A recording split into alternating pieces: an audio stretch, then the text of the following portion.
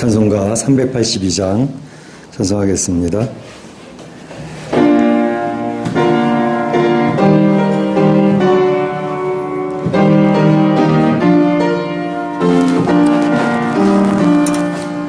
먹은 신곡 말아라 주 노를 지키리 주 날개 밑에 고하라 주 노를 지키리 주 노를 지키리 아무 때나 어디서나 주 너를 지키리 늘 지켜주시리 어려워 낙심될 때에 주 너를 지키리 주 날개 밑에 고하라 주 너를 지키리 주 너를 지키리 아무 때나 어디서나 주 너를 지키리 늘 지켜주시리 노슬 것 미리 여시고 주 너를 누르는 것을 주시며 주 너를 지키리 주 너를 지키리 아무 때나 어디서나 주 너를 지키리 늘 지켜주시리 어려운 시험 당해도 주 너를 지키리 구주의 품에 거하라 주 너를 지키리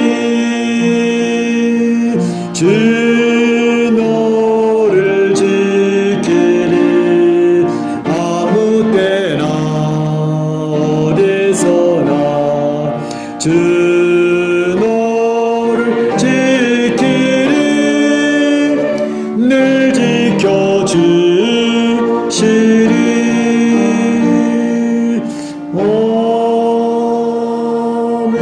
아멘.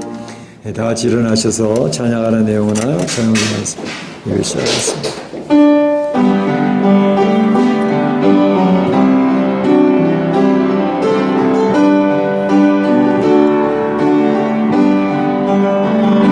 찬양하라 내 영혼아 찬양하라 내 영혼아 내 속에 있는 것들아 다 찬양하 감사하라 내 영혼아 감사하라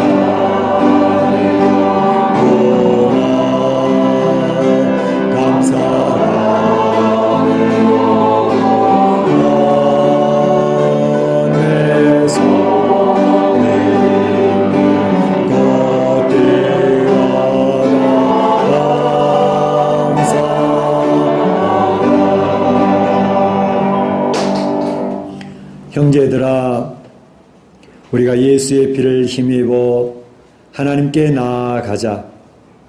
하나님께 나아가는 자는 반드시 그가 계신 곳과 자기를 찾는 자들에게 상 주시는 이심을 믿어야 할지니라. 하나님은 영이시니 예배하는 자가 신령과 진정으로 예배할지니라. 아멘.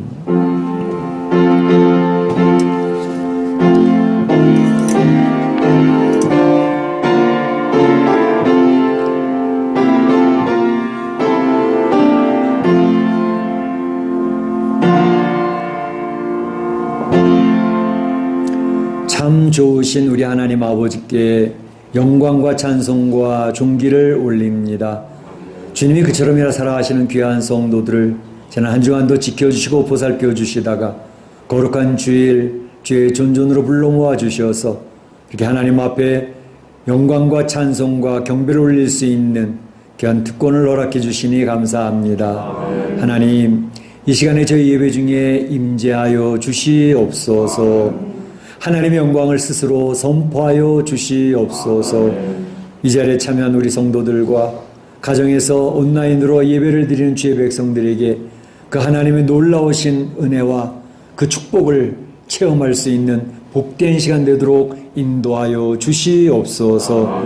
하나님께는 영광이 되게 하시고 주의 백성들에게는 무한한 은혜가 풍성한 귀한 시간 되도록 인도하시기를 소원하옵고 예수님의 이름으로 기원하옵나이다. 아멘.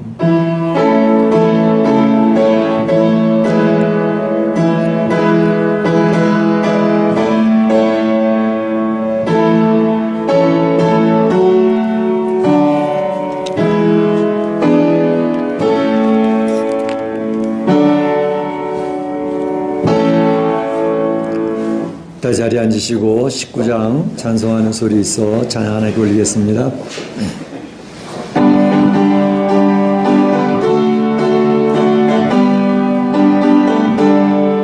찬송하는 소리 있어 사람 기뻐하도다. 하늘 아버지의 이름 거룩하도다. 세상 사람 찬양하자. 거룩하신 하나님께 할렐루야 할렐루야 할렐루야 아멘. 하나님의 나라 권세 영원토록 있도다. 하나님의 영광 나라 거룩하도다. 하늘 보좌 계신 주님 세상 주관하시도다. 할렐루야 할렐루야 할렐루야 아멘. 하나님의 크신 섭리 그 뜻대로 되도다. 우리 아버지의 뜻은 거룩하도다. 주여 속히 임하셔서 기쁜 날을 주옵소서. 할렐루야 할렐루야 할렐루야 아멘. 아멘. 성시효독 34번이 되겠습니다. 시편 81편입니다. 우리의 능력이 되신 하나님을 향하여 기쁘게 노래하며 야곱의 하나님을 향하여 즐거이 소리칠지어다. 시대를 누며 소고를 치고 아름다운 수금에 미파를 아울지어다. 초하루와 보름과 우리의 명절에 나팔을 불지어다. 우리는 이스라엘의 율례요 야곱의 하나님의 규례로다. 하나님의 애굽 땅을 치러 나아가시던 때에 요셉의 족속 중에 이를 증거로 세우셨도다. 거기서 내가 알지 못하던 말씀을 들었느니 이르시되 내가 그의 어깨에서 짐을 벗기고 그의 손에서 왕들을 놓게 하였도다. 내가 고난 중에 부르짖음에 내가 너를 건졌고 물의 소리에 음미한 곳에서 내게 응답하며 물이나 물가에서 너를 시험하였도다. 내 백성이여 들으라. 내가 네게 증언하리라. 이스라엘이여 내게 듣기를 원하노라. 너희 중에 바리새인을 믿지 마니며 이방신에게 절하지 말지어다. 나는 너를 애굽 땅에서 인도하여 낸 여호와 네 하나님이니 네 입을 크게 열라. 내가 채우리라 하였으나 내 백성이 내 소리를 듣지 아니하며 이스라엘이 나를 원하지 아니하였다. 아멘. 이 시간에는 우리가 한 목소리로 기도하는 시간이 되겠습니다. 지난 한 주간을 돌아보시고 하나님께서 골방에서 위로해 주셨던 주의 음성들, 주님의 터치하심들, 또 한 주간 세상에 살면서 얽혀 설교했던 문제들을 인도하시고 풀어주셨던 하나님의 은혜들, 그렇지만 또 하나님 앞에 바로 살기를 원했어도 쓰러지고 넘어지고 낙심하고 좌절하는 우리의 모습들, 그리스도의 보혈이 오늘 이 시간에 흘러가겠습니다. 여러분을 덮어줍니다. 그 주님의 은혜 가운데에서 하나님 보좌 앞에 나가는 복된 시간 되시길 바랍니다. 같이 기도하겠습니다. 사랑의 하나님, 감사합니다. 오늘도 주의 사랑하는 성도들과 함께 하나님 앞에 나아가며 먼저 지난 한 주간의 저희들의 삶을 돌아보고 저희들의 영적인 보고서를 주 앞에 올리기를 원합니다. 물론 우리가 고백하기 전에 주님은 저희들의 모습을 다 보셨습니다. 심지어 저희들의 대화하는 내용도 알고 계시고 저희들의 마음의 생각과 뜻도 다 알고 계신 하나님이었습니다. 하나님께서는 선한 목자가 되셔서 저희들의 가정에서 저희들의 사업터에서 저희들의 이 멕시코시티의 모든 삶을 인도하여 주신 참 좋으신 하나님이셨습니다. 푸른 초장과 실마로 인도하시는 참 좋으신 하나님 앞에 감사와 찬양과 영광을 돌립니다. 하지만 하나님, 연약한 저희들의 모습이 있었고 낙심하고 좌절하는 저희들의 모습이 있었습니다. 오늘 이 시간에도 그리스도의 보혈을 덧입고 주 앞에 나아가기를 원합니다. 그리스도의 보혈에 구원의 예복을 입고 주 앞에 설 수 있게 하여 주시옵소서. 특별히 지금은 우한 코로나로 인하여 많은 두려움과 죽음의 공포에 두려워 떨고 있는 시대입니다. 아버지 하나님이여, 속한 시일 내에 백신과 치료제가 나올 수 있도록 인도하여 주시어서 모든 사람이 이러한 전염병의 질병에서 이제는 벗어날 수 있도록 인도하여 주옵소서. 의료진들, 의사와 간호사들을 지켜주시고 2천만이 넘는 많은 확진자들이 잘 견뎌내고 잘 인내하여서 회복되어지는 역사를 허락하여 주시옵소서. 하나님, 많은 사람이 이제 사망의 두려움 가운데서 이제 사망을 당한 죽음을 보게 되는 가정들이 있습니다. 주님, 저들이 예수 그리스도의 죽으심과 예수님의 부활하심을 기억을 하고 죽음을 극복할 수 있는 믿음이 생길 수 있게 하여 주시옵소서. 인생이 하나님 앞에 얼마나 연약한 존재인 것을 기억하고 주 앞에 엎드려 하나님의 연약함과 무능함을 고백을 하고 하나님의 놀라운 은혜를 덧입을 수 있는 저희들이 될 수 있게 하여 주옵소서. 우리 멕시코시티 교포사회에 이런 확진자가 늘지 않게 하시고 사망자가 생기지 않도록 도와주시며 하나님, 주님의 교회에 우리 멕시코 한인 장로교회에 이제 하나님 전염병에 감염되는 사람이 없도록 주님 지켜주시고 저들의 삶을 인도하여 주옵소서. 오늘도 주의 놀라운 은혜를 기억을 하며 주 앞에 나아가기를 원하오니 주님께서 함께하여 주시고 저들의 마음을 터치하여 주시고 성령님이 이 예배를 인도하여 주셔서 살아있는 예배가 되도록 주님 축복하여 주옵소서. 감사하고 예수님의 이름으로 기도하옵나이다. 아멘. 나의 평안을 너희에게 주노라. 내가 너희에게 주는 것은 세상이 주는 것과 같지 아니하니라. 너희는 마음에 근심하지도 말고 두려워하지도 말라. 아멘. 사도신경 신앙교독 앞에 있는 PPT를 보시고 나누십니다. 여러분은 무엇을 믿습니까? 여러분은 무엇을 믿습니까?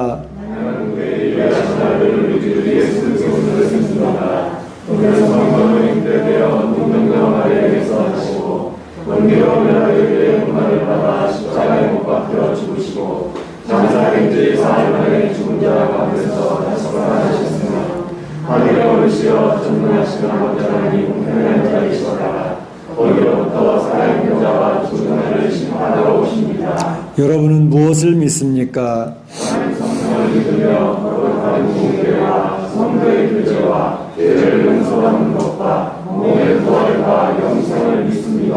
아멘. 찬송가 382장 찬양 올리겠습니다.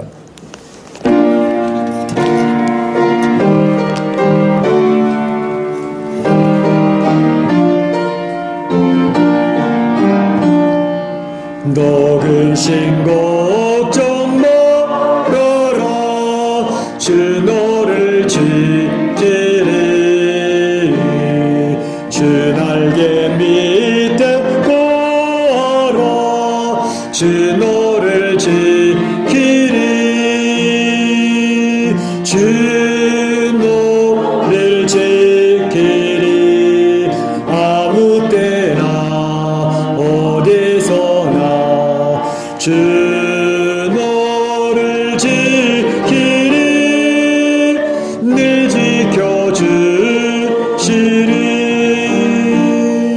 어려워 낙심될 때에 주 너를 지키리.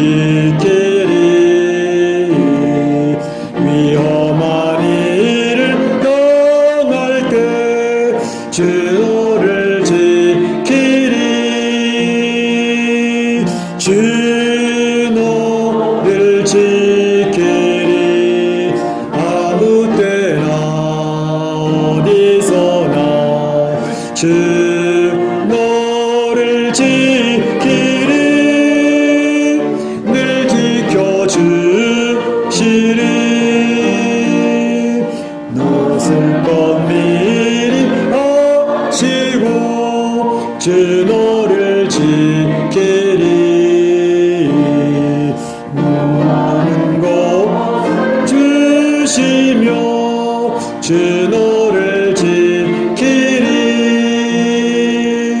주 너를 지키리 아무 때나 어디서나 주 너를 지키리 늘 지켜주시리 어려운 시험 당해도 주 너를 지키리 구주의 품에 거하라 주 너를 지키리 주 너를 지키리 아무 때나 어디서나 주 너를 지키리 늘 지켜주시리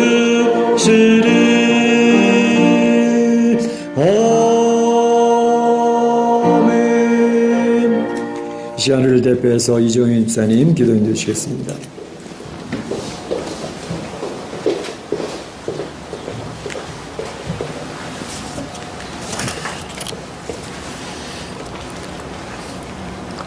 참 좋으신 아버지 하나님, 사랑과 은혜가 풍성하신 아버지 하나님, 또 공의의 하나님, 어려운 시국 가운데에서 또 생명의 위협 속에서도 저마다의 자리에서 우리를 멕시코 한인 장로교회로 불러주시고 또 이렇게 예배의 공동체로 묶어주시고 주의 날에 모여 예배할 수 있게 하심에 감사를 드립니다. 아멘. 하나님, 하나님의 은혜가 큼에도 불구하고 우리가 그 하나님의 은혜를 알지 못하고 체험하지 못하고 습관적으로 그저 우리의 입으로만 주의 사랑을 고백했던 우리의 신앙들을 이 시간에 주의 십자가 앞에 내려놓고 회개하며 주 앞에 용서를 구합니다.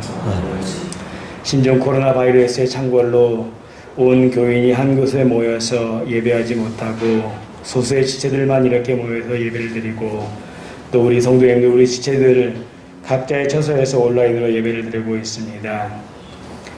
일상이었다고 생각하고 느꼈던 삶의 일부분이 지나고 나서야 하나님의 은혜였음을 깨닫게 됩니다. 아버지. 너무나도 큰 은혜를 입으면서도 너무나도 자연스러움에 그것이 은혜였음을 깨닫지 못했던 우리의 신앙의 어리석음을 이 시간 회개하고 주 앞에 무릎을 꿇습니다. 아버지.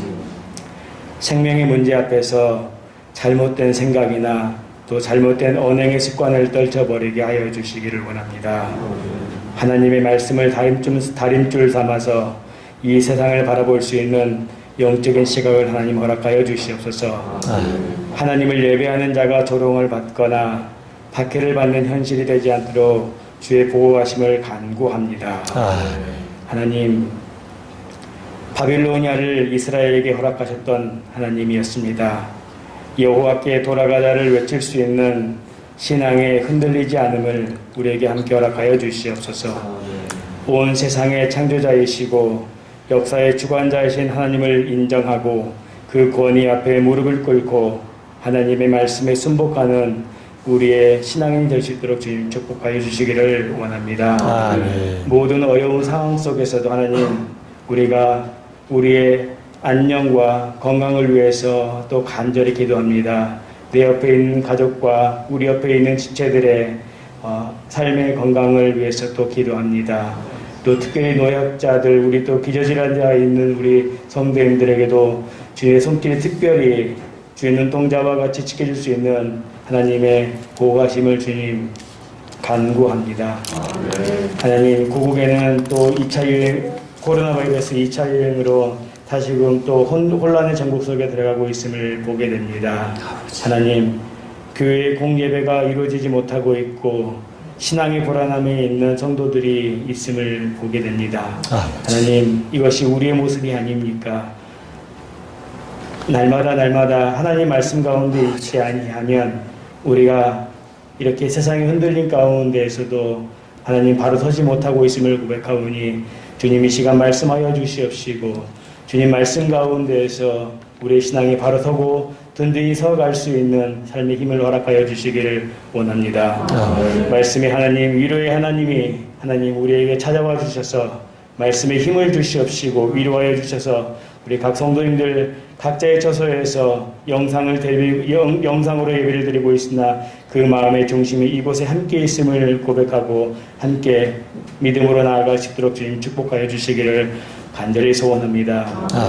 오늘 말씀을 들고 단위의 소식을 조재인 담임 목사님을 위해서 기도합니다. 하나님, 선포되어지는 말씀 가운데서 하나님의 말씀이 하나님의 형상이 일어나게 하여 주시옵시고 하나님 그 가운데서 우리가 오직 여호와 하나님을 바라보고 나아갈 수 있는 다시금 세상을 바라보지 아니하고 세상의 금황송아지를 보지 아니하고 오직 예수 그리스도의 십자가를 바라보고 그 말씀에 의지하여서 여호와께 돌아갈 수 있는 우리 멕시코 한인 장로교회 성도들 될 수 있도록 주님 축복하여 주시기를 원합니다.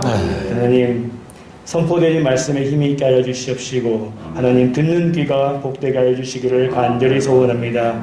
이 모든 예배의 시종을 주님께 의탁하오며 감사드리며 예수님 이름으로 기도합니다. 아멘.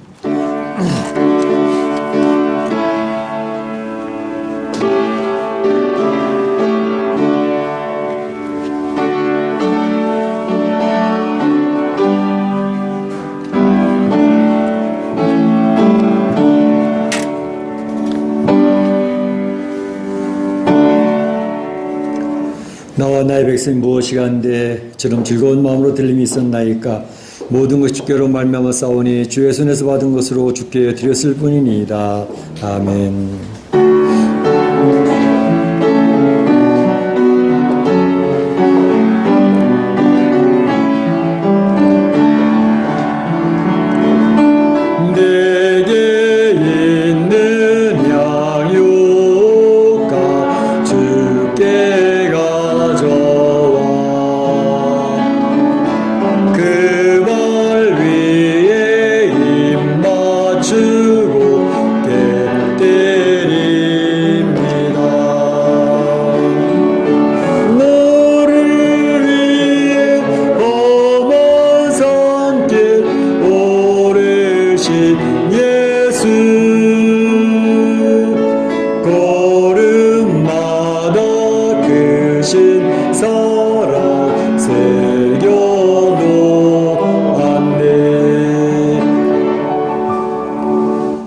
하나님 감사합니다. 오늘도 주의 사랑하는 성도들 하나님 전에 올라와서 이렇게 마음과 뜻과 정성을 모두 예배를 올립니다. 주님, 주의 백성들을 축복하여 주시옵소서. 하나님 앞에 나올 때 귀한 물질을 구별하여 올리오니 이 물질을 흠양하여 주시고 하나님이 약속하신 바 귀한 물질의 삶에 있어서도 주님께서 채워주시고 공급하시고 해결해 주시는 귀한 은혜가 나타나기를 원합니다. 지금 코로나19 우한 코로나로 인하여서 많이 힘든 가운데 있습니다. 모든 세계 경제가 다운되어져 있고 멕시코도 역시 그러합니다. 우리 성도들의 가정의 삶이 위축됩니다. 사업터가 일어서기가 힘듭니다. 주님, 이런 어려운 때에 우리 사랑하는 성도들의 가정의 사업터에 하나님께서 간섭하시고 도우시는 귀한 역사가 나타나기를 원합니다. 위기의 상황이지만 이 위기의 상황에 하나님의 놀라운 역사, 살아계신 주님의 은혜들을 경험하는 귀한 기회들이 될 수 있도록 축복하여 주옵소서. 이 어려운 때를 통해서 주님의 놀라운 역사가 있었다고 간증하며 승리하는 귀한 성도들 되도록 인도하시기를 원합니다. 11조를 드리고 감상금을 구별하고 또 여러 가지 모양으로 주 앞에 드리는 물질을 통해서 영광을 취하여 주시고 이 드려진 물질을 통하여 하나님이 참으로 우리 사랑하는 성도들 또 주님의 교회 또 이 모든 곳에 하나님께서 함께해 주시길 원합니다.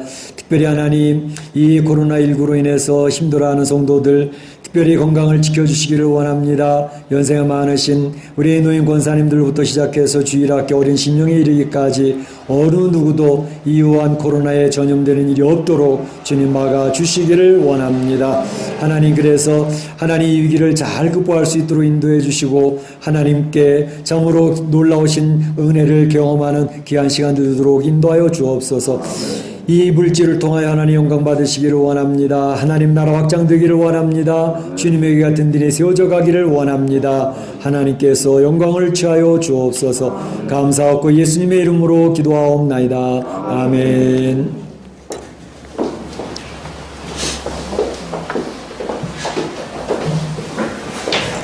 네, 교회 소식을 알려드리겠습니다. 특별히 감사한 것은 우리 한국에 다녀오신 우리 김동욱 권사님 또 한 2주간 자가격리하시고 오늘 이렇게 출석을 하셨는데 감사를 드리고요. 또 우리 송동일 집사님 이렇게 오셔서 너무너무 감사합니다. 예, 감사합니다. 네, 우리 성도님들이 이 자리에 오기를 원하는데 여러 상황이 있어서 지금 못 오고 계시지만 그래도 가정에서도 또 이렇게 마음을 다해서 예배를 올리시니까요. 이런 때일수록 어쨌든 우리가 참 모이기도 더 힘써야 되고 성도들 간의 교제도 더욱 힘을 써서 교제가 이루어질 수 있도록 그렇게 해야 되겠습니다. 그래서 이제 목장 모임이 굉장히 중요한데요. 목장 간에 이렇게 서로 줌을 통해서 그냥 교제를 나누시고 기도의 제목도 나누시고 각 가정의 형편도 서로 이렇게 알아보시면서 기도해 주시기를 바랍니다. 골방 기도 여러분 힘써 주시기를 바랍니다. 이 어려운 때는 주님과 나와의 끈끈한 교제가 깊어져야 됩니다. 그래서 주님의 위로를 받고 주님의 격려를 받고 어려운 문제를 주 앞에 아뢰면서 그 문제 해결을 받고 이것이 약해지면 우리가 흔들리기 쉽습니다. 그러니까 골방 기도가 굉장히 중요합니다. 골방이 무너지지 않도록 골방의 재단을 열심히 사시기 바랍니다. 서로 간에 조심을 해주시길 바랍니다. 지금 멕시코에 확진자들이 뭐 엄청 늘고 있고 사망자도 늘고 있습니다. 물론 이제 좀 기세가 꺾였다고 그러긴 하는데 이게 하강 국면으로 내려갈수록 더 조심을 해야 됩니다. 긴장이 풀어져서 자칫 우리가 이렇게 소홀히 할 수가 있기 때문에 어쨌든 지나칠 정도로 조심하는 게 필요합니다. 그렇게 해서 이 위기를 잘 이겨내실 수 있길 바랍니다. 지금 백신이 이게 나오는 뭐 소련에서는 백신 나왔다 그러는데 그건 별로 임상 실험이 제대로 안 된 것, 그래서 온전하지 못한 그런 모습이 있는데 지금 미국에서 모더나에서 나오는 그 백신은 굉장히 강력한 그러한 백신이 되어진다고 그렇게 얘기를 하고 있습니다. 그래서 전 세계 사람들이 다 접종할 수 있도록 아마 지금 생산도 하고 있는 것 같습니다. 이제 3상 실험이 끝나면 바로 이제 모든 사람들에게 할 수 있도록 이제 굉장히 획기적인 그러한 기술이 들어간 백신이라고 그렇게 얘기를 하는데 어쨌든 기대를 해봅니다. 우리 성도님들 조금만 더 조심해서 잘 견뎌내실 수 있기를 바랍니다. 정기당회를 내일 1시에 고향집에서 하겠습니다. 그동안 몇 번의 정기당회를 못하고 지나갔기 때문에 이제 하면서 지금 현재 재정 상황을 포함한 여러 가지 일들을 서로 이야기하고자 합니다. 이제 많은 분들이 이렇게 성도들이 많이 못 모여서 재정 상태 너무 어렵지 않을까 걱정을 하시는데 뭐 조금 어렵긴 하지만 감사한 것은 우리 성도님들이 최선을 다해서 이렇게 교회를 섬기고 있고 또 이제 오늘 주보에도 나왔지만 우리 집사님들이 이렇게 한꺼번에 뭐 5달치씩 이렇게 11조를 또 가져와서 해주시더라고요. 송민희 집사님도 지난 5개월치 11조를 주셨고 또 우리 이기행 또 이수진 가정에서도 5개월치 또 헌금 이렇게 해주셔서 굉장히 그렇게 다른 사람 생각하는 것처럼 교회 상황이 교회 재정의 상황이 이렇게 어렵지 않습니다. 얼마나 감사한지 모릅니다. 하나님 도우시는 귀한 역사에 있어서 너무 감사하고 그래서 우리 당회를 통해서 우리 재직회를 못하기 때문에 당회를 통해서 좀 이야기를 나누고자 합니다. 생명의 삶 9호로가 나와 있습니다. 이제 뒤에 안내석에 보시면 있는데 가실 때 하나씩 가져가셔서 말씀 묵상하면서 이 어려운 때를 주님과 깊은 교제 속으로 들어가실 수 있기를 바랍니다. 중보기도에 한 9분 나오셔서 계속 열심히 기도하고 계시는데 우리 각 가정에서도 그 중보기도 시간에 맞춰서 금요일날 8시부터 9시까지 1시간입니다. 한 시간 같이 합심해서 기도한다는 것이 굉장히 중요합니다. 영적으로 하나된 공동체 의식, 한몸된 의식을 서로 경험하는 시간이기 때문에 나와서 기도하는 분은 9분이지만 우리 교회 모든 성도가 함께 기도하는 그런 귀한 시간이 되어주면 좋겠습니다. 이제 우리 지난주 저 교회 카톡방에 잠깐 올렸지만 우리 이경현 집사님, 이세미 집사님 가정에 기도를 굉장히 오랫동안 했거든요. 성도들도 아시는 분은 쭉 기도를 했고 모두가 기도하는 가운데 기도 응답으로 하나님께서 귀한 아들을 허락해 주셨습니다. 아들도 건강하고 산모도 건강하고 얼마나 감사한지 모릅니다. 우리 교회는 이 출산하는 귀한 축복을 허락해 주신 것 같아요. 그래서 아기 낳기 힘들었던 가정들이 전부 다 하나님의 선물을 이렇게 받아서 얼마나 감사한지 모릅니다. 또 감사한 것은 우리 이학재 장로님과 문춘옥 권사님이 27일 금요일 날 목요일 금요일 이제 한국에 다녀오시게 되었습니다. 아버님이 건강이 좋지 않으셔서 우리 이학재 장로님이 이제 그 가문의 또 장손이시고 장남이신데 아버님이 자꾸 장손만 찾으신대요. 그래서 건강 안 좋으셔서 이제 어떻게 될지 몰라서 이제 한국을 방문하고 오시게 되겠습니다. 우리 이수영 형제도 같이 갔다 오게 되겠는데 위에서 기도해 주시길 바라고, 또 우리 함성의 자매가 이제 영국에서 유학을 하고 있는 가운데 있지만 지금 이 우한 코로나로 인해서 학교가 제대로 수업이 안 되기 때문에 특별히 미술 전공이니까 실제적으로 레슨을 해야 되는데 그게 안 되니까 한 1년을 휴학을 하고 이제 한국에 가서 있다가 이게 모양입니다. 그래서 이번 주 금요일에 또 나가게 되고 한 6개월 후에 내년 6월 달쯤에 다시 돌아와서 우리 성도 인사를 하겠습니다. 또 우리 김용숙 권사님도 또 한국 방문을 9월 3일 날 가게 되겠습니다. 자, 한국 방문 중에 계신 분들이 여분이 계시는데 위에서 기도해 주시고 하나님께서 가는 길 오는 길 또 모든 일 지켜주시도록 기도해 주시기 바랍니다. 하나님 말씀 보도록 하겠습니다. 하나님 말씀은 열왕기상 19장 3절에서 8절 말씀까지, 열왕기상 19장 3절에서 8절 말씀까지 같이 한번 교독을 하도록 하겠습니다. 열왕기상 19장 3절입니다. 그가 이 형편을 보고 일어나 자기의 생명을 위해 도망하여 유다에 속한 부엘세바에 이르러 자기의 사환을 그곳에 머물게 하고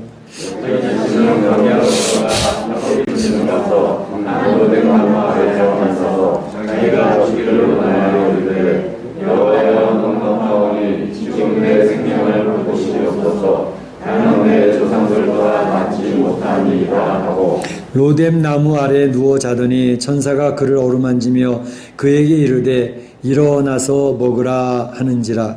오늘 너희가 내 숫돌에 묵은 떡과 한명 물이 있더라. 이에 와서 마시고 다시 먹었더니 여호와의 천사가 또 다시 와서 어루만지며 이르되 일어나 먹으라. 내가 갈 길을 다 가지 못할까 하노라 하는지라.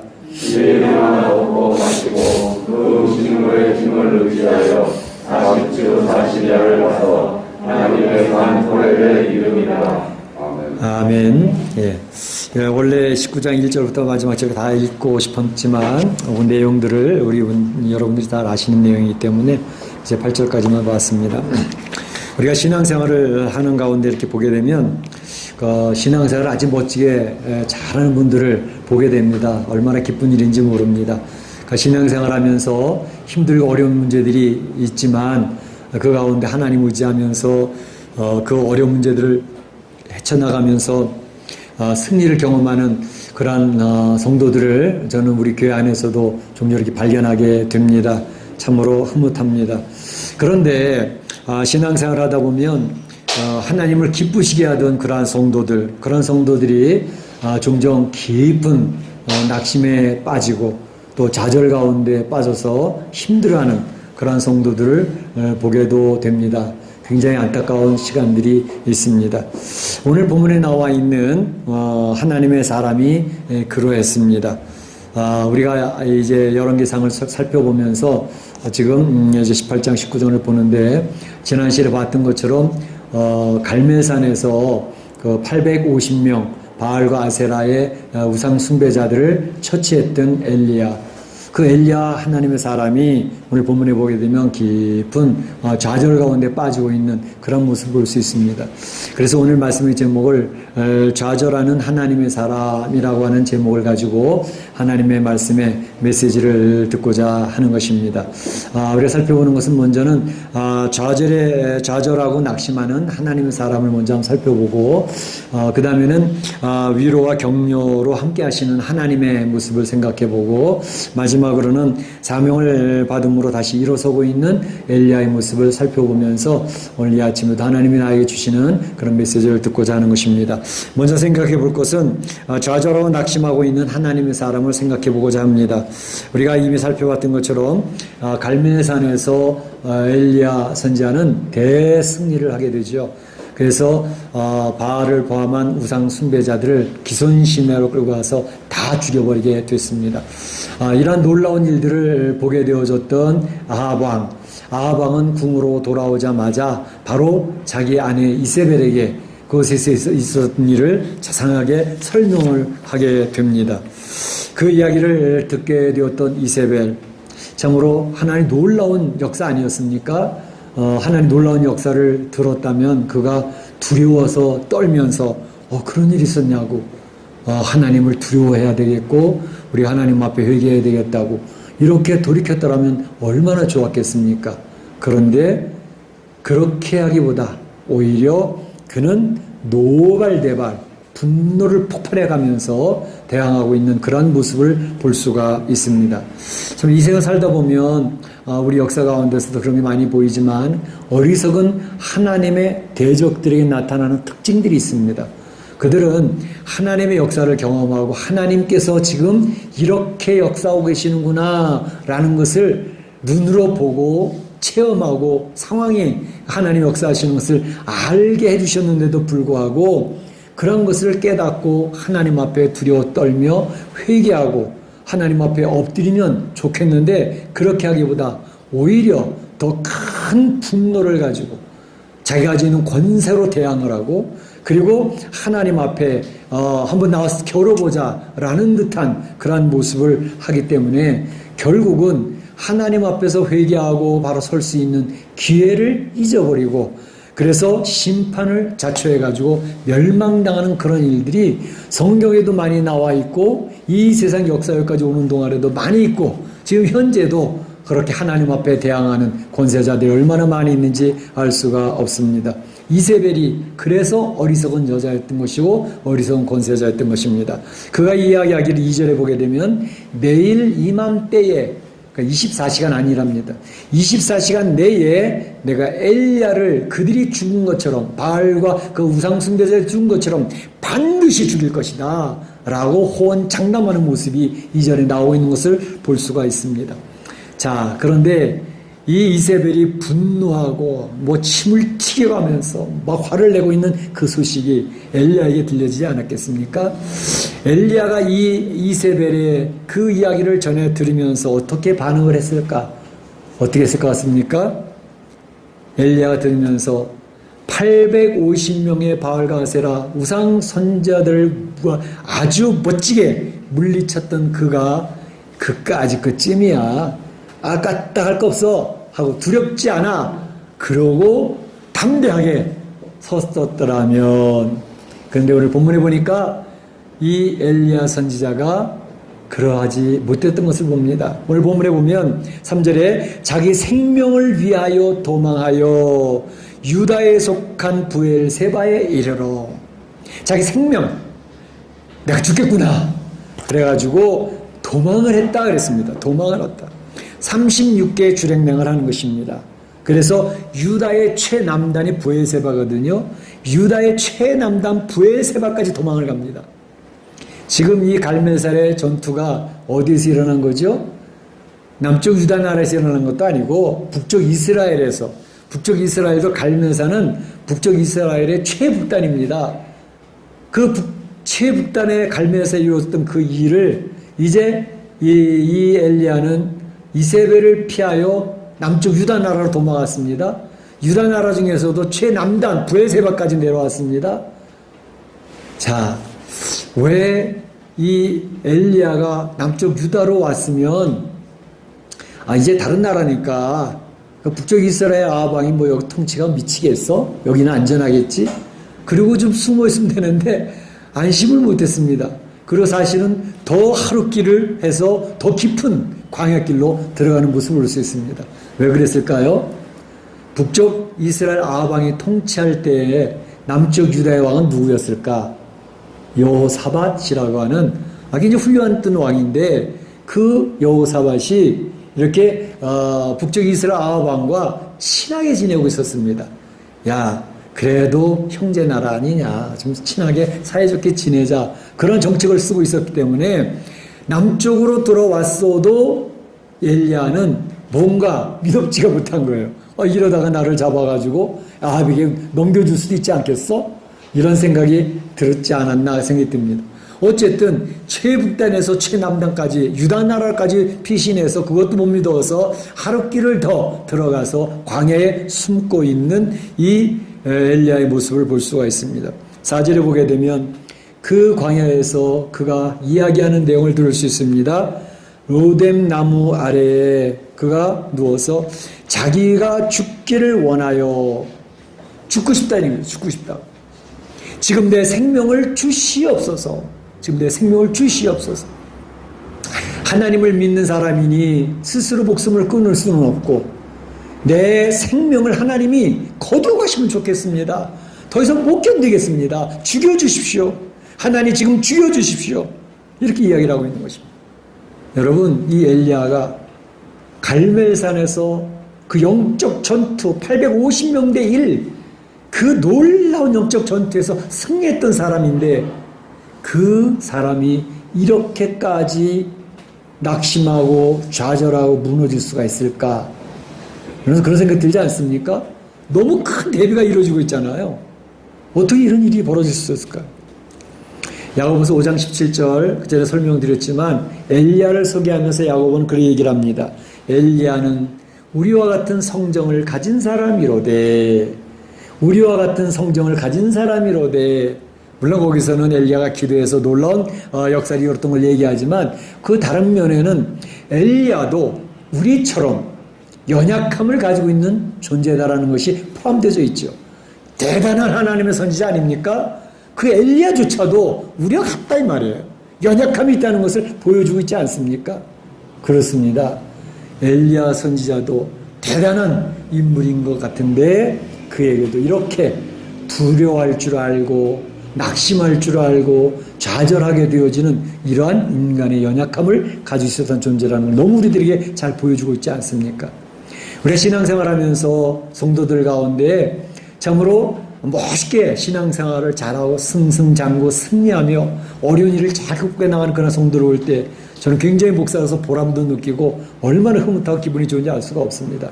그런데 그럼에도 그 신앙생활을 잘하던 성도들이 서서히 무너지고 넘어지는 좌절하는 그러한 성도들을 보게 될 때 안타까운 일들이 한두 번이 아니죠. 먼저는 참 이렇게 우한 코로나가 지속이 되는 게 이게 뭐 한 달, 두 달로 끝난 게 아니라 지금 계속 지속되는 가운데 버팅기다가 그만 이제는 무너져버리는 신앙 안에서도 무너져버리는 그러한 성도들이 있을 수 있습니다. 우울감이 찾아옵니다. 집에 갇혀있는 모습, 여러 가지 어려운 문제들, 그 속에서 힘들어하는 그러한 성도들을 보게 됩니다. 사업의 문제도 하나님 의지하고 발버둥을 치면서 일어나 보려고 발버둥을 치는데 일어나줘야죠. 안 되는 거예요. 발버둥을 쳐도 안 되는 거예요. 그래서 사업도 일어나지도 아니하고 이제는 이 경제적으로 자꾸 힘들어지는 그런 모습들이 느껴지면서 막 좌절감이 찾아오는 거죠. 어떻게 하면 좋겠습니까? 하나님 저 좀 도와주십시오. 그래서 넘어지고 무너지는 그런 성도들을 보게 되기도 합니다. 가정 안에서도 그래요. 가정 안에서 특별히 가정에 울타리가 되어져서 가정을 책임지고 있는 가장들은 어깨가 무지 무겁습니다. 아내한테 말도 못하고 혼자 끙끙대는 가장의 그 무거운 어깨.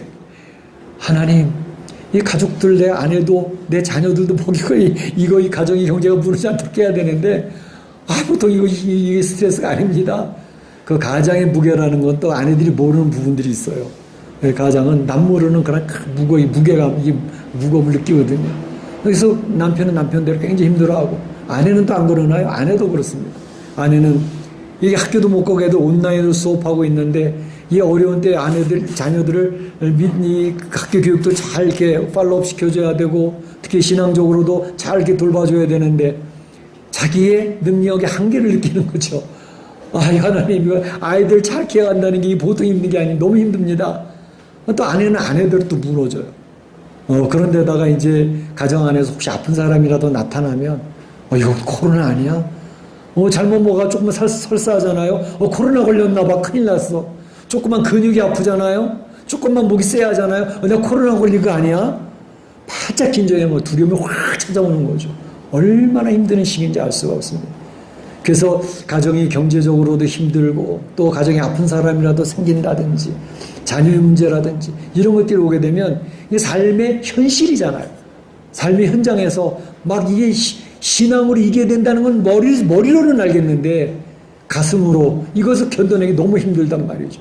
좌절하는 그런 성도들이 있는 것을 보게 됩니다. 뿐만 아니라 또 신앙 개인의 모습에서도 그래요.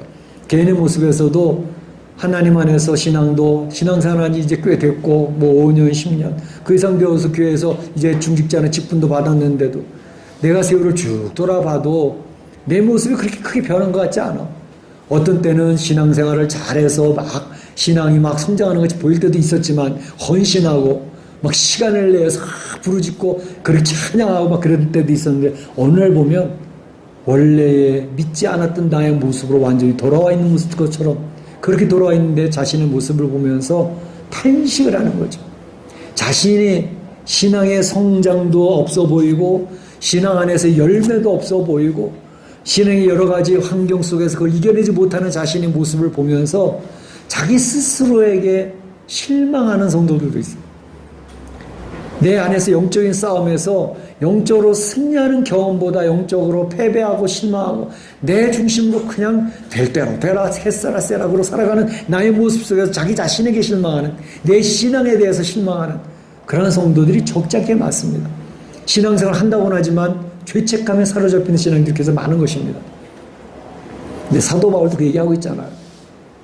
오라 공고한 자로다. 이 사망의 몸에서 누가 나를 건져내려. 그 영적인 싸움 속에서 신앙의 열매가 없고 성장하는 모습이 별로 보이지 아니하는, 진척되어 있는 모습이 별로 보이지 아니하는 가운데서 자기 스스로에게 절망하는 그런 모습도 굉장히 많이 있습니다. 사단이 좋아하는 모습입니다. 우리는 무너져서는 안 됩니다. 그래서 이러한 모습들이 있을 때에 우리가 이제 엘리야 모습을 보면서 우리가 기억해야 될 것은, 그 놀라운 신앙의 사역자, 놀라운 능력의 하나님의 사람이 이렇게 처절하게 무너지는 것을 본다면, 좌절하는 것을 본다면, 나는 역시 마찬가지겠구나 라는 것을 기억하는 것이 필요하다는 것입니다. 그래서 우리가 신앙생활 할 때 나도 여지없이 무너질 수 있다. 내가 모태 신앙이건, 내가 교회를 개척해서 몇 개 건물을 세웠든, 내가 엄청난 하나님의 사역을 했었던 사람임에도 불구하고 역시 무너질 수 있다라는 생각을 늘 할 때에 우리는 겸손하게 하나님 앞에 무릎 꿇고 나갈 수 있다라고 하는 사실입니다. 그거 잊어버리면 내가 능력이 있어서, 내가 잘해서 내 결단으로 이루어질 줄로 착각하다가 하나님 앞에 야단받게 되는 상황이 올 수도 있다는 것입니다. 그러니까 나는 무너질 수 있다. 하나님이 지켜주셔야지만 내가 지켜지는 것이다. 하나님 앞에 무릎 꿇고 있어야지. 그 생각을 잊지 않으면 늘 겸손하게 하나님의 능력을 구하며 이겨낼 수 있는 성도들이 되시기를 주의 이름으로 축복합니다. 축원합니다. 그런데 이렇게 무너져 있는 엘리야, 좌절과 깊은 낙심 가운데 빠져 있는 엘리야에게 하나님이 찾아오십니다. 하나님이 찾아오셨습니다.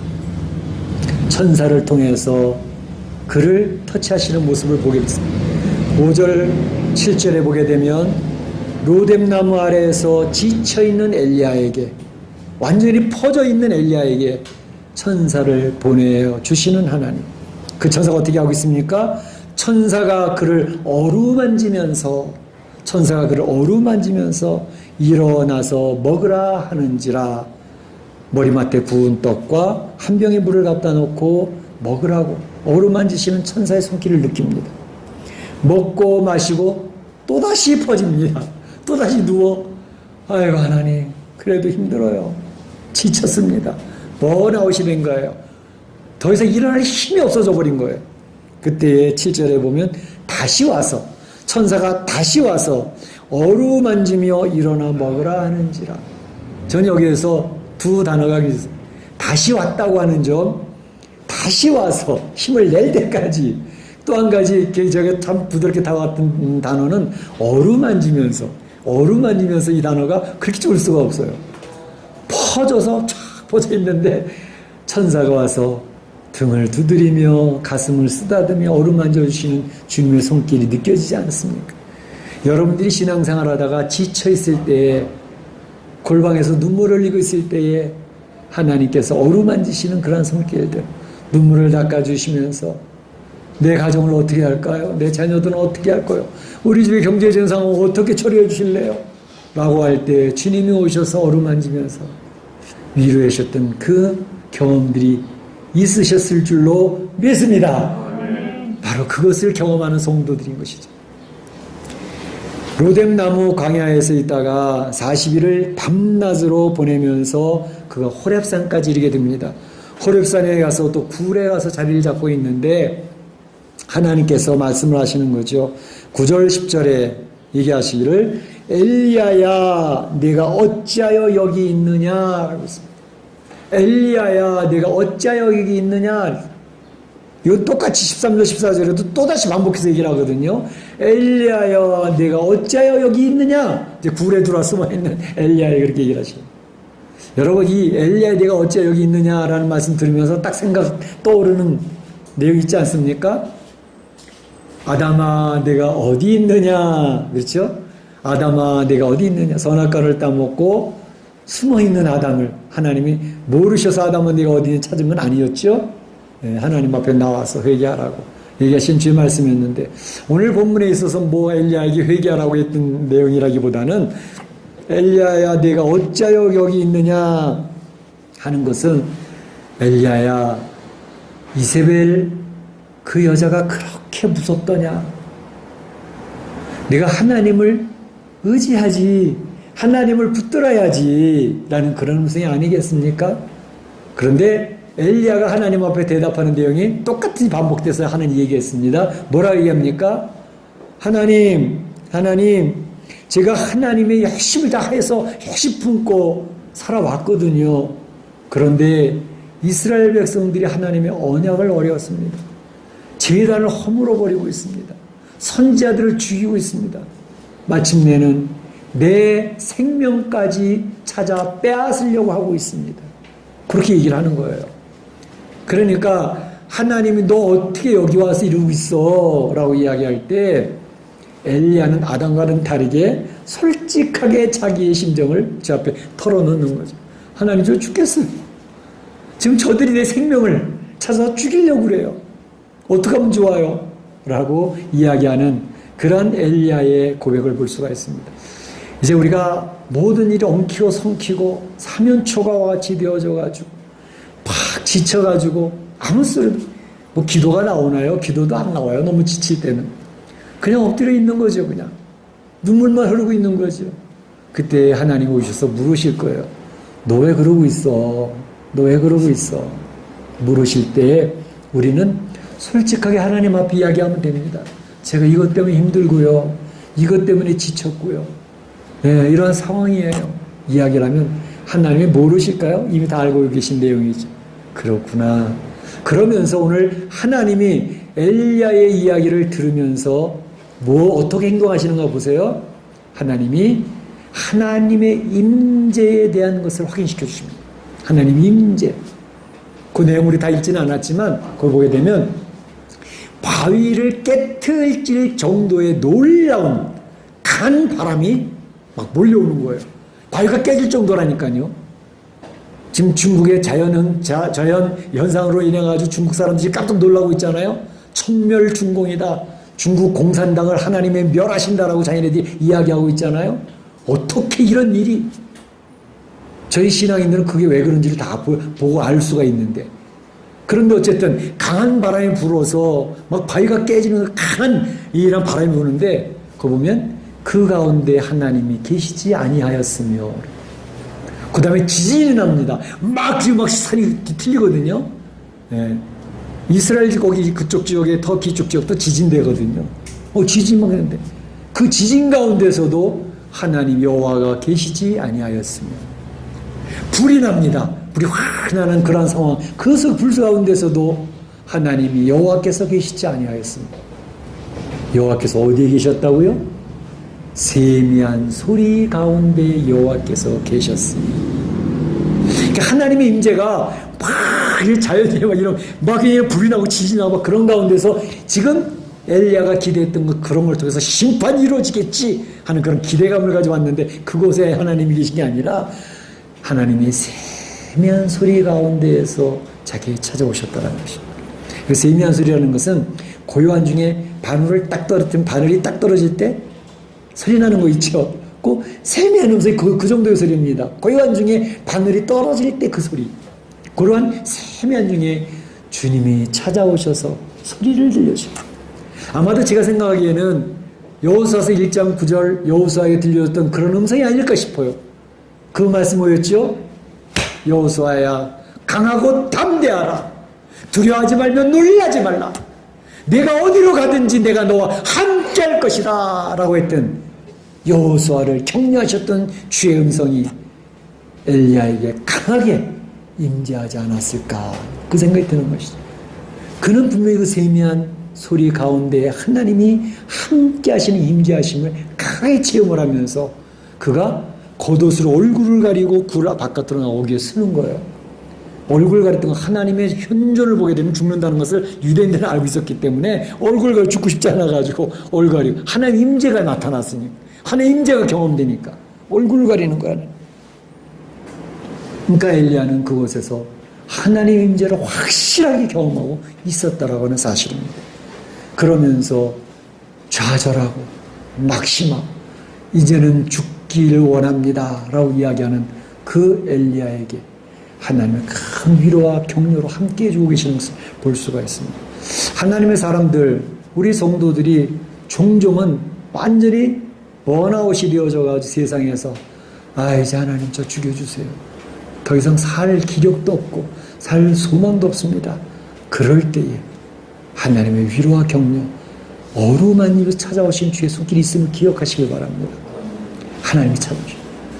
사무엘 선지자가 그 백성들이 왕을 세워주십시오라고 요청할 때 그 하나님의 놀라운 사역자 사무엘이 크게 낙심했던 모습이 있습니다. 그의 아들 요엘과 아비야가 아버지처럼 쓰지 못하는 것을 백성들이 이야기합니다.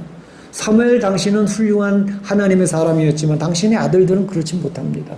뇌물받고 재판도 어그러지게 하고요. 그러니 우리를 통치할 왕을 주십시오. 얼마나 큰 충격입니까? 아들을 제대로 양육하지 못했다고 하는 죄책감을 비롯해서 하나님 앞에 귀한 일꾼을 세우지 못했다고 하는 그런 것, 얼마나 큰 죄책감과 좌절과 실망과 낙심이 찾아왔겠습니까? 그때 사무엘이 하나님 앞에서 엎드리지 않습니다. 하나님, 제가 제 자식을 신앙으로 제대로 키우지 못했습니다. 하나님을 제대로 섬기지 못했습니다. 저 백성들이 이제는 왕을 세워달라고 합니다. 저를 버리고 있습니다. 하나님께서 사무엘에게, 사무엘아, 너를 버림이 아니라 나를 버리는 거야.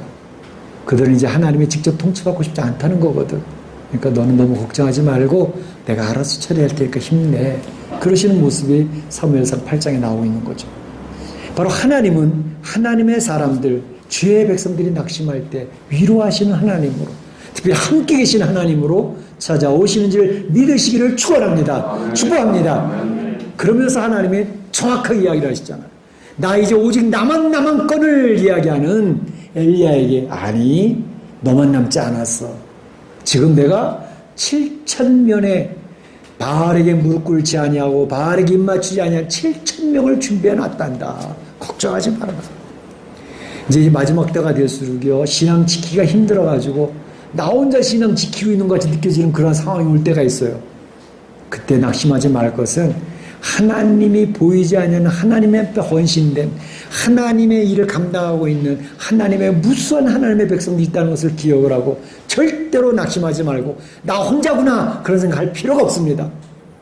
하나님의 나라, 하나님의 교회를 보이지 않는 하나님의 사람 통해서 지켜나가고 계시다는 사실을 기억하시길 바랍니다. 오늘 우리 성도들이 참으로 이렇게 어렵고 힘들고 좌절하고 낙심하고 있을 때에 우리는 그렇게 연약함이 있다는 사실을 인정하자고 그러지 않았습니까? 그럴 때 하나님은 찾아오셔서 우리를 어루만진다는 사실, 그리고 세미한 음성으로 함께 계신다는 사실, 함께 계신다고 하는 사실처럼 축복이 없습니다. 하나님만 함께 계시면 되는 거거든요. 예. 그래서 그 하나님의 놀라운 세미한 음성을 듣고 어루만지심을 체험하는 성도들이 되시기를 바라는데, 그것이 여러 성도님들은 지금 이 멕시코 시티에 살면서 이러저러한 일을 통해서 하나님 역사하시는 경험하는 성도들이 꽤 있는 것을 제가 알고 있습니다. 성도들을 통해서 제가 그런 피드백을 받으니까 말이죠. 그런데 가장 하나님의 역사를 체험할 수 있는 가장 중요한 장소가 어디냐? 여러분 가정에 세우는 골방입니다. 그 골방에서 하나님을 찬양하고 하나님 앞에 눈물을 흘리고 이 가정에 대한 무게, 내 신앙에 대한 어려움, 이것을 이야기하고 있을 때 주님이 나의 마음을 어루만져 주십니다. 힘내라고 말씀하십니다. 내가 너와 함께 하잖아.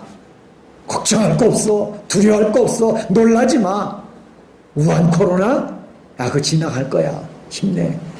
주의 음성을 듣고 힘내시는 성도 되시기를 주의 이름으로 축원합니다. 축원합니다. 마지막으로 한 가지는 사명을 받음으로 다시 일어나는 엘리야의 모습을 볼 수가 있습니다. 15절 17절 보게 되면 하나님이 엘리야에게 이제 내가 네게 할 일을 알려주겠다라고 이야기합니다.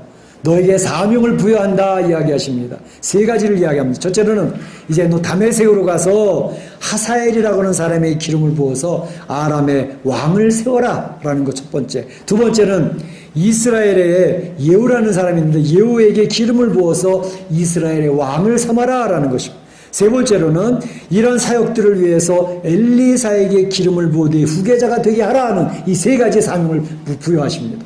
그러면서 이제 심판을 선언하시는데 아람의 왕 하사엘의 칼을 피하는 자는 예후가 죽일 것이고 예후의 칼을 피하는 자는 엘리사가 죽일 것이다 라고 17절에 선언합니다. 너 지금 이세벨 두려워하지? 이세벨 죽는다니까. 내가 죽일 거야. 예후를 통해서 죽일 거야. 아합도 죽을 거고, 그리고 내가 지금 혹자하는 이런 세상의 세상의 역사는 내 손에 있다고 내가 다 주장할 거야. 여러분, 중국의 역사가 어디에 있겠습니까? 러시아의 역사가, 일본의 역사가, 미국의 역사가 어디 있겠습니까? 하나님의 손바닥에 있습니다. 이 앞으로 이루어질 모든 미래의 역사가 하나님의 섭리와 경륜 가운데서 지금 펼쳐져 가고 있습니다. 그러니까 하나님을 바라보시고 힘내시기를 바랍니다. 그래서 지금 이 세상의 역사를 하나님이 인도하시겠다라고 하면서 지금 엘리야에게 사명을 맡깁니다. 하사엘에게 기름 부어라, 예후에게 기름 부어라, 엘리사에게 기름을 부어라. 그래서 하나님의 역사가 이뤄가도록 도구로 삼겠다. 엘리야가 사밧의 아들 엘리사를 만나 후계자를 삼습니다. 19절 21절에 나오는 내용입니다. 엘리사는 그때에 12결의의 소를 통해서 밭을 갈고 있었습니다. 12결의라는 것은 소가 몇 마리일까요? 12마리? 그렇죠. 결이라고 하는 것은 짝을 얘기합니다. 짝. 그래서 12결이라는 것은 24마리의 소가 밭을 갈고 있는 거예요. 그러면 엘리사는 당시 엄청난 부자인 거예요. 소 12마리를 가지고서 밭을 갈고 있는 사람이니까 굉장히 부자인데 바로 그 엘리사에게 겉옷을 던집니다. 후계자 삼는 표시입니다. 그러니까 그 엘리사가 그가 소를 버리고 내가 당신을 따르리이다. 엘리사 즉각 응답을 하는 겁니다.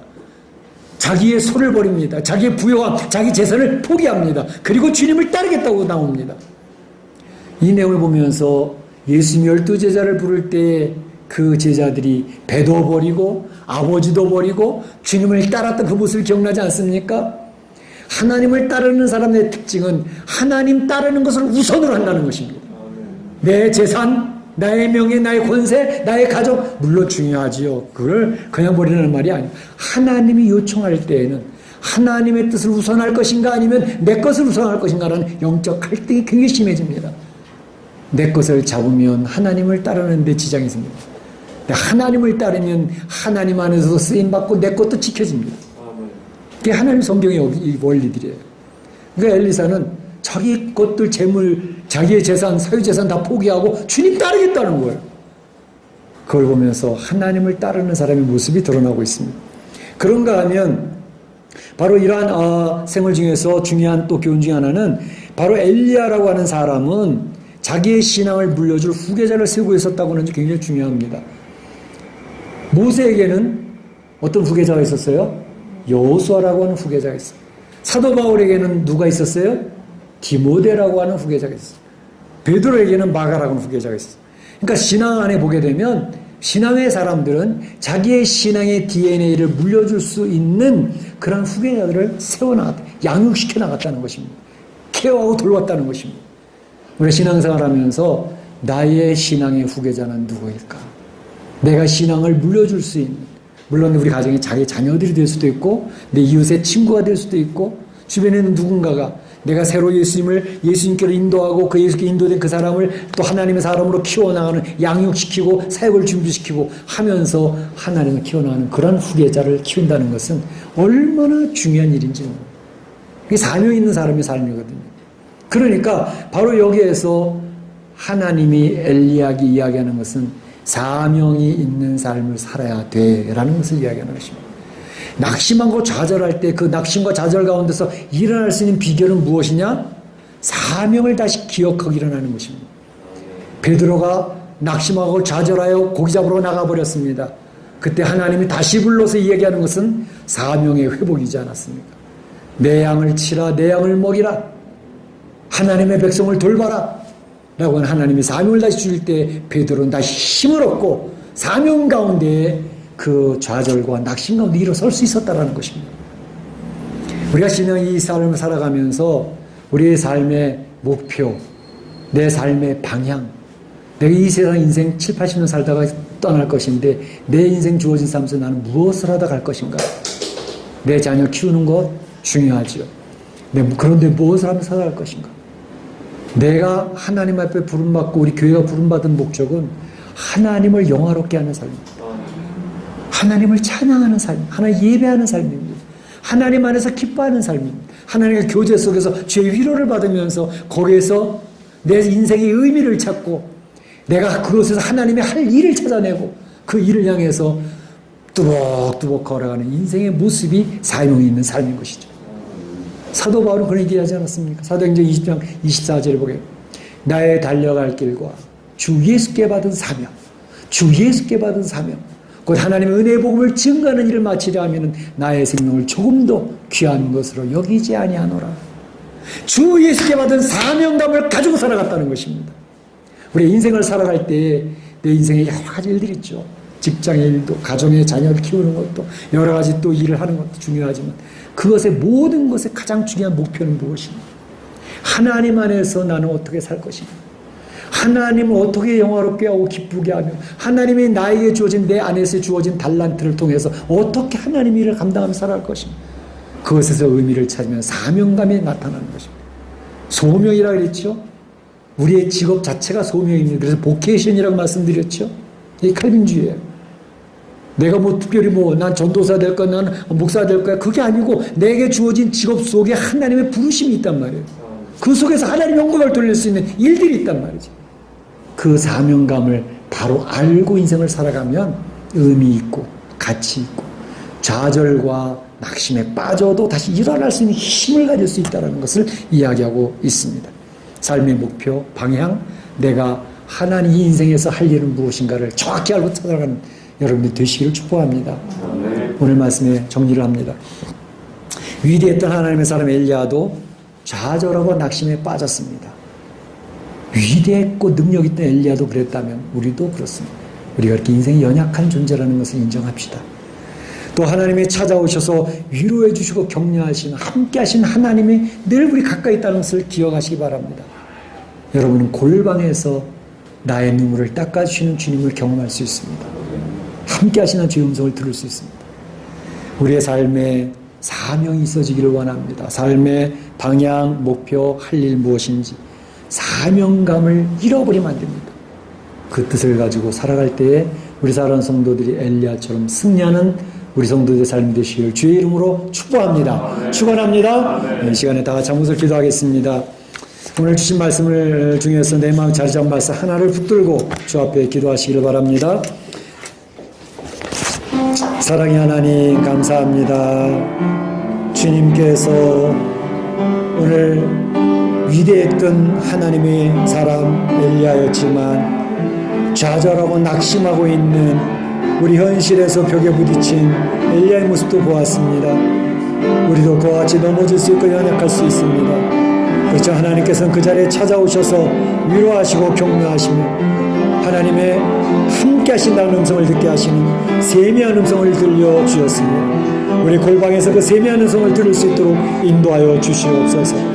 내가 좌절하고 낙심할 때에 하나님이 주신 사명을 깨닫게 하여 주시고 사명으로 회복될 수 있게 하여 주시옵소서.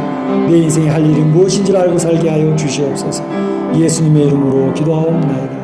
다 같이 일어나셔서 사랑합니다 나의 예수님 찬양 하나님께 올리겠습니다.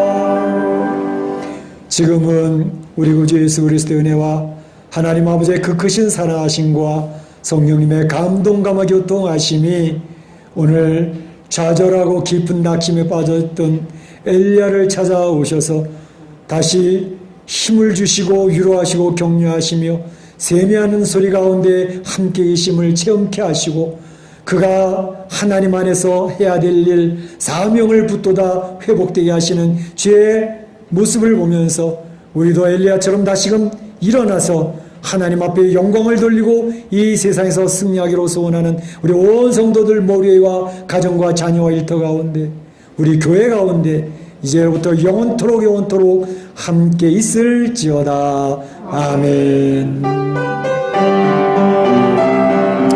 아버지 하나님 감사합니다. 주님 엘리야를 보게 하여 주시고 하나님을 보게 하여 주시고 사명을 다시금 깨닫게 하여 주셔서 하나님 기뻐하신 멕시코 예수님의 삶이 될 수 있도록 인도하여 주시옵소서.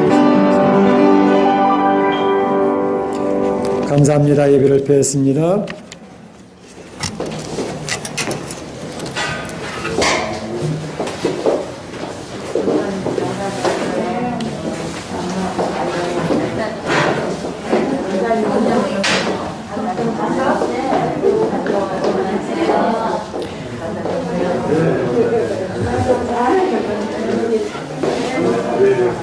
정구명 원사님 잠깐. 그 조혜선 김유경 그분 조혜선 저쪽에 그 이춘열 집사님 거기서 일하시죠? 아니 거기 영업하는 거지. 거기 영업. 근데 그분들 과테말라에서 왔잖아요. 근데 보니까 어머니도 권사님이고 그 과테말라에 있을 때 교회에서 집사님이 아니에요? 집사님이었던 것 같은데요? 아 그래요? 아니 뭐 저는 잘 몰라서 물어보는 거예요. 한번 물어봐 주실래요? 네. 거기서 집사 직분을